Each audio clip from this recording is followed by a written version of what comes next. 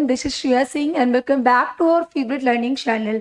आज हम लोग पढ़ने वाले हैं रिप्रोडक्शन इन प्लांट्स का सेकेंड लेक्चर, जो कि ये आपका एडवांटेजेस ऑफ वेजिटेटिव प्रोपोगेशन। इसके साथ साथ हम लोग budding, fragmentation and spore formation के थ्रू कैसे एक प्लांट से दूसरे नए प्लांट्स हमारे बनते हैं, ये सारी चीजें हम लोग आज के इस वीडियो लेक्चर में कवर करने वाले हैं।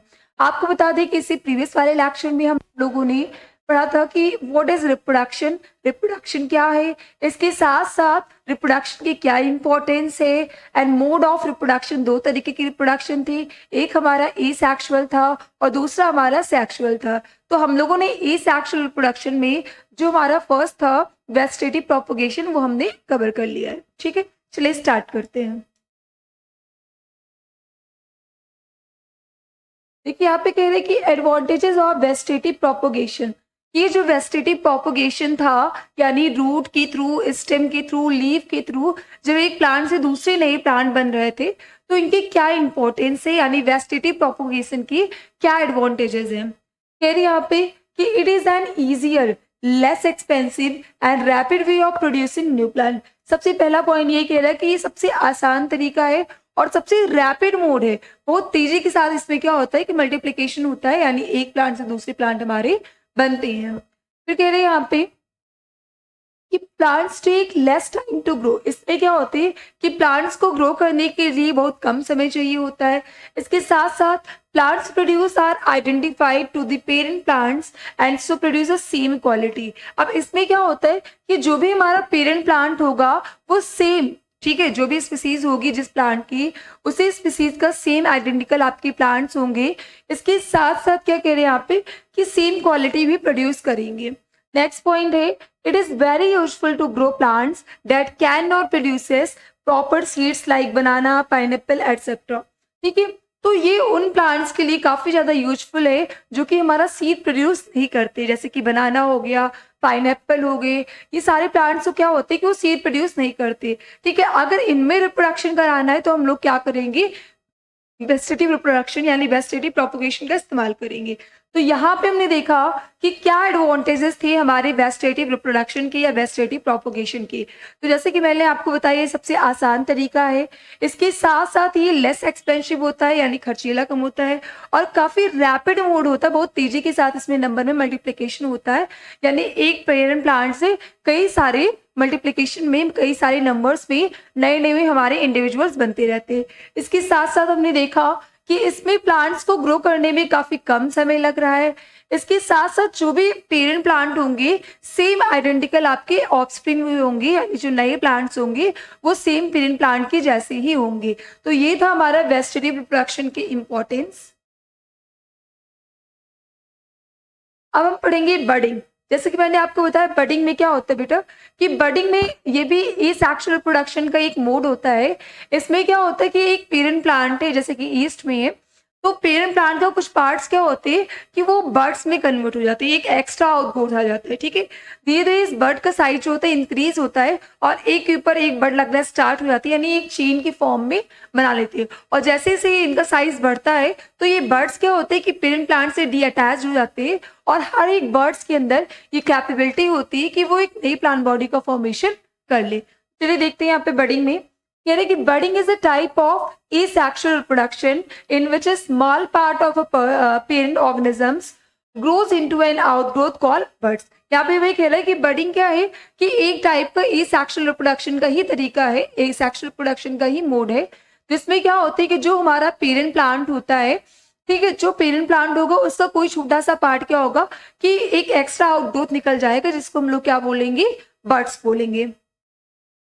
This bird grown in size. अब ये बर्ड क्या करता है कि साइज में आपका बढ़ जाता है and then gets detracted giving rise to a new organisms. ठीक है, और जब साइज में ये बढ़ता चला जाता है तो धीरे धीरे क्या करता है कि ये पेरेंट बॉडी से डी अटैच हो जाता है, टूट जाता है, और टूटने के बाद हर एक बर्ड्स के अंदर कैपेबिलिटी है कि वो एक नए प्लांट बॉडी का फॉर्मेशन कर ले।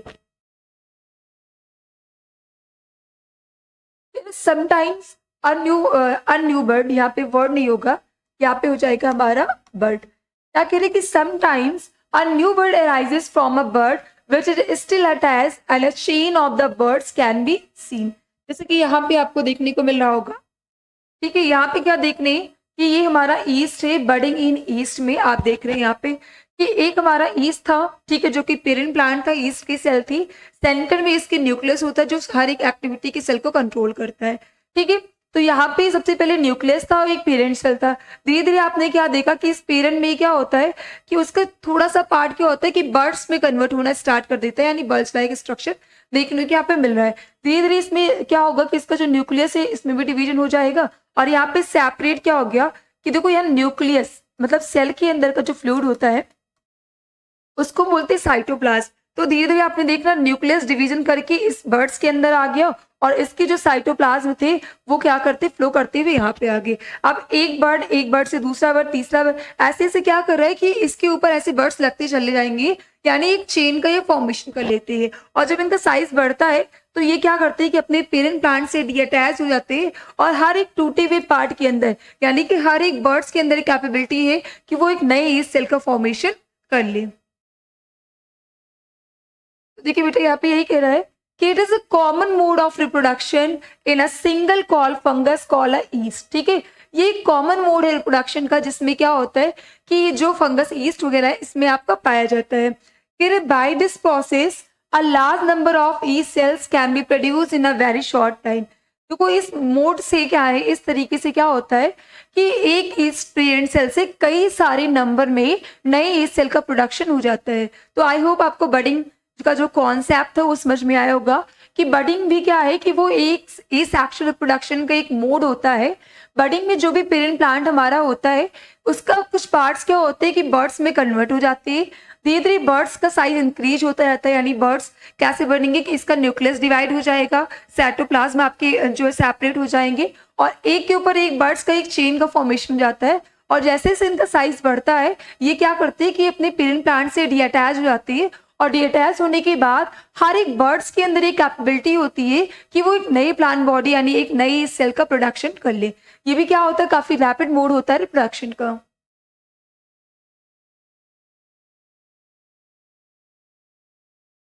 अब यहाँ पे हम देख रहे हैं फ्रेगमेंटेशन। तो जैसे कि मैंने आपको पहले बता दिया है कि फ्रेगमेंटेशन मीन्स क्या होता है। फ्रेगमेंट मीन्स होता है बेटा टुकड़ा, यानी इसमें कोई प्लांट बॉडी होगी जो फिलामेंटस फॉर्म में होती है, अगर उसका कोई भी पार्ट टूट जाता है तो उस टूटे हुए पार्ट के अंदर कैपेबिलिटी है कि अगर उसको फेवरेबल कंडीशन दिया जाए तो उस टूटे हुए प्लांट से नए प्लांट बॉडी का फॉर्मेशन हो सकता है। ये चीजें हम पढ़ेंगे फ्रेगमेंटेशन में।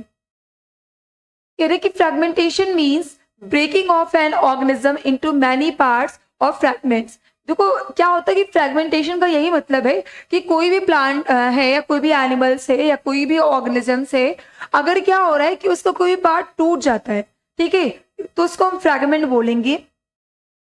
And asexual reproduction by fragmentation means that each fragment give rise to a new plant। ठीक है, इसमें क्या होता है कि हर एक टूटे हुए पार्ट के अंदर, जैसे कि मैंने आपको बताया कि इसमें कोई पार्ट अगर टूट जाएगा तो उसको हम फ्रैगमेंट बोलेंगे और उस फ्रैगमेंट के अंदर एक कैपेबिलिटी होगी कि वो एक नए प्लांट बॉडी का फॉर्मेशन कर ले।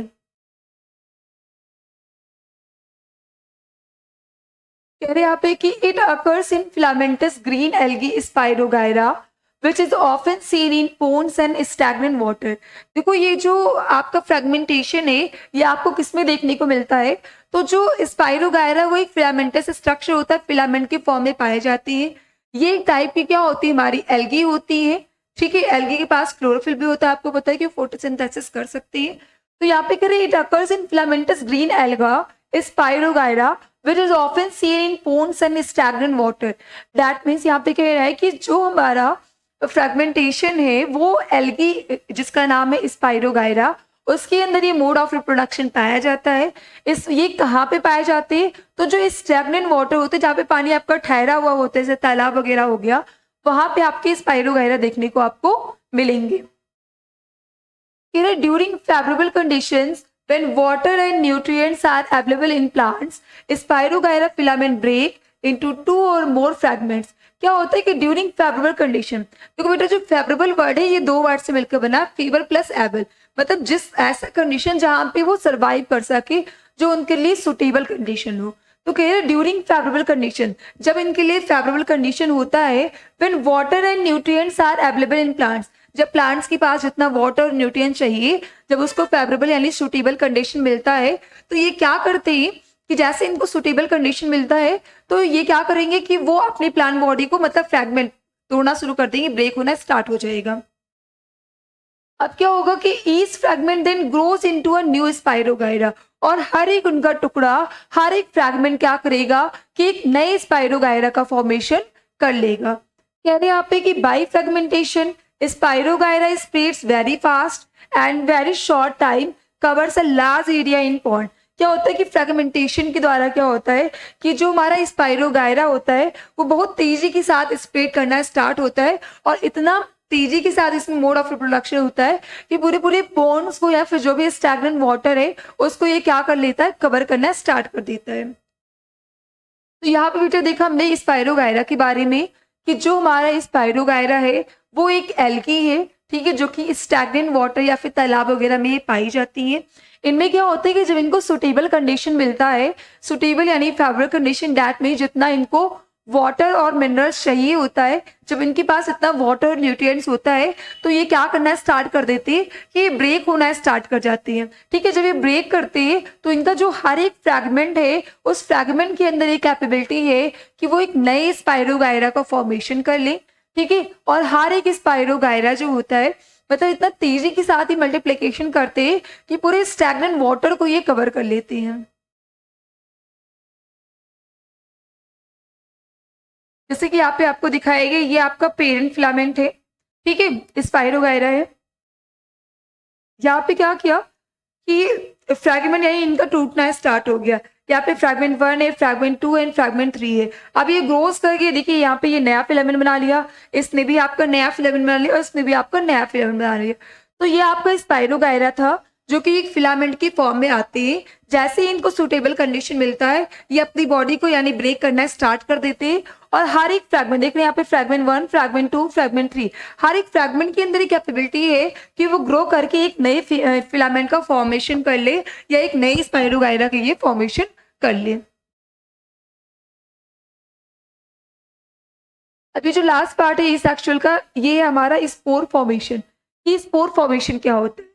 तो कह रहे बेटे it is a method of E sexual reproduction in a number of fungi like bread, mould, mosses and ferns. ठीक है, ये भी क्या है कि आपकी ई सेक्सुअल रिप्रोडक्शन का ही एक तरीका है जो कि किसमें आपको देखने को मिलेगा, फंगी में, जैसे कि ब्रेड हो गए, मोल्ड हो गए, मॉसेस है, फर्न्स है, यहाँ पे आपको स्पोर फॉर्मेशन देखने को मिलेगा। कह रहे कि under favourable conditions the parent plant produces a number of structures called sporangia containing spores. देखो क्या होता है कि जब इनको फेवरेबल कंडीशंस मिलती है तो इसमें कई सारे नंबर में स्पोरेंजियम मिलता है। स्पोरेंजियम क्या होता है कि एक बैग लाइक स्ट्रक्चर्स होता है जिसके अंदर हमारे क्या फिल होते हैं, स्पोर्स पाए जाते हैं, जैसे कि यहाँ पे आपको देखने को मिल रहा होगा। ये देख रहे बेटा ये स्पोर फॉर्मेशन का स्ट्रक्चर है। ये जो स्ट्रक्चर है इसका जो स्टेम है इसको हम लोग हाइफा बोलते हैं, और ये वाला जो स्ट्रक्चर हमारा हो गया यही कहलाएगा हमारा स्पोरेंजियम। और हर एक स्पोरेंजियम के अंदर क्या होते हैं, कई सारे नंबर्स में हमारे स्पोर्स जो होते हैं फिल होते हैं। जब ये स्पोरेंजियम प्रॉपर तरीके से मैच्योर हो जाते हैं तो ये ब्रस्ट कर जाते हैं, इनकी वॉल क्या करती है कि रैप्चर कर जाती है, टूट जाती है, और जो स्पोर्स होते हैं वो काफी लाइट वेट के होते हैं, यानी विंड के थ्रू एक जगह से दूसरी जगह पे ये ट्रांसमिट हो जाती है। तो ये था आपका स्पोर फॉर्मेशन के थ्रू, जैसे कि जो हम लोग यहाँ पे पढ़ रहे थे। यहाँ पे ये कह रहा है कि containing spores on maturity sporangia burst. मैंने बताया ना कि जो स्पोरेंजिया है जब वो मैच्योर हो जाता है तो ये ब्रस्ट कर जाता है यानी टूट जाता है, एंड रिलीज द स्पोर्स, और इसमें से जैसे इसकी बॉल स्पोरेंजियम की बॉल जो है ब्रस्ट कर जाएगी तो जो स्पोर्स होते हैं वो बाहर निकल आती है। फिर कह रहे हैं कि the spores are very light and get carried away by wind to different places. जो इनके स्पोर्स होते हैं वो काफी लाइट वेट के होते हैं, जो हवा में कैरी कर लिए जाते हैं, यानी हवा के थ्रू इतनी लाइट वेट की होती है कि हवा में उड़ करके एक जगह से दूसरी जगह पे ट्रांसमिट हो जाती हैं। कह रहे कि they keep floating in the air, और ये क्या करना स्टार्ट कर देती है कि ये एयर में फ्लोट करना हमारा स्टार्ट कर देते हैं।